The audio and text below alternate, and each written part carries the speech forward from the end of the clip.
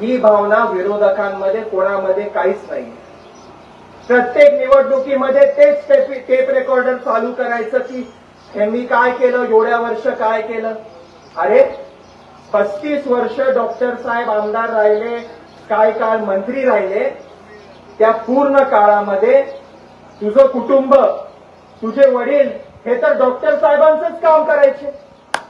मग तुम्ही असं कसं बोलू शकता की डॉक्टर साहेबांनी 35 वर्ष काय केलं, म्हणजे तुझ्या बापानं 35 वर्ष काहीच केलं नाही। लोकांची दिशाभूल करणे, खोटं बोलणे।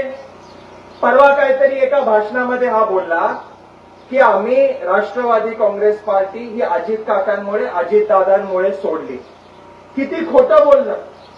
नरेंद्रभाई मोदींवर विचार करून, विश्वास ठेवून अजितदादांच्या सहमतीने 2019 मध्ये आम्ही राष्ट्रवादी काँग्रेस सोडून भारतीय जनता पक्षामध्ये प्रवेश केला।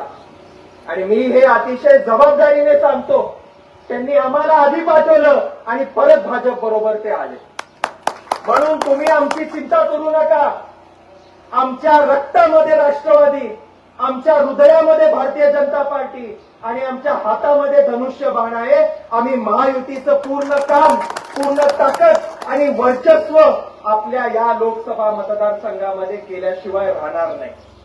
विरोधकाला मुद्दा नाहीये, समोर विरोधकाकडे लोक नाहीयेत, फक्त आपलं फेसबुकवर आणि ते सोशल मीडिया काहीतरी हिरोगिरी करत बसतं।